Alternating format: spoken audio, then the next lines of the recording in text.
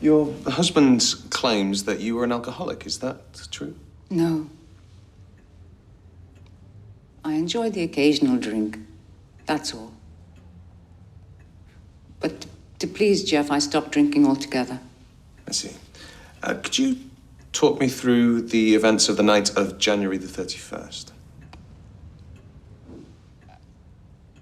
I told him I didn't think I was an alcoholic. So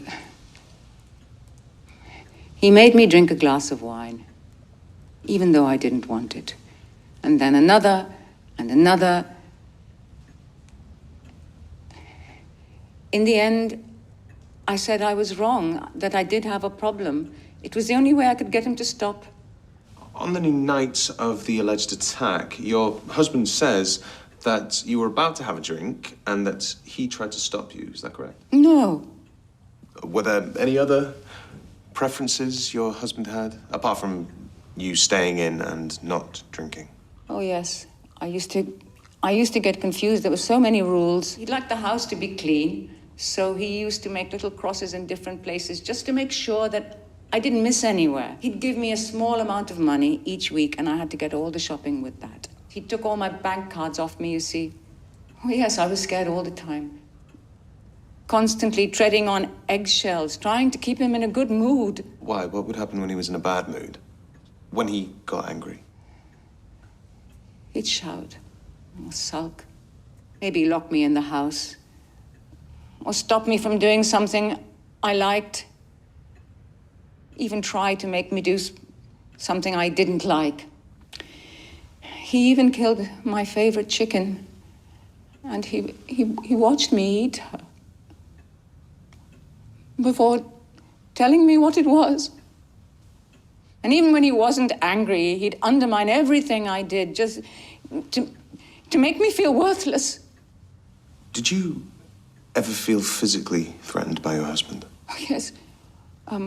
When he shouted at me, he'd get right in my face. He'd look like he wanted to hit me, and I started to feel that one day he would. In fact, he once told me that he'd rather see me dead than with anyone else. That's why I always backed down. I tried to placate him. Were there any moments where you felt particularly at risk? Yes. Could you give us an example? When he locked me in the box, his magician's box. After a while, I realized he wasn't there. I couldn't breathe. I tried to get out, and that's when I realized he'd locked it. Right, so just to be clear, he, knowing that you were claustrophobic, locked you in this box and then just went out? Yes, and it was only when my son-in-law arrived back and heard me that I was able to get out. That was when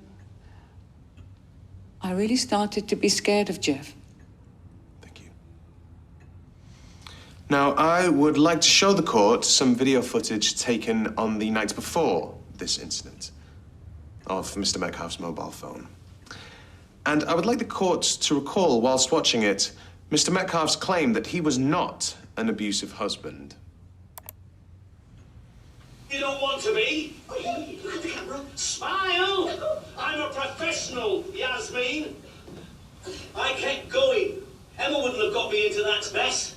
And she'd have looked a sight better in her outfit, too. Don't turn away from me while I'm filming you.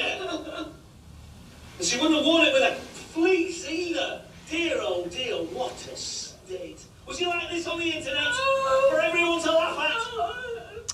On the 1st of April, you rang the police for information on your husband under Clare's law. Is that correct? Yes. For the benefit of the jury, Clare's law is the Domestic Violence Disclosure Scheme. Under the scheme, potential victims can ask the police for information on someone in relation to previous domestic abuse offences.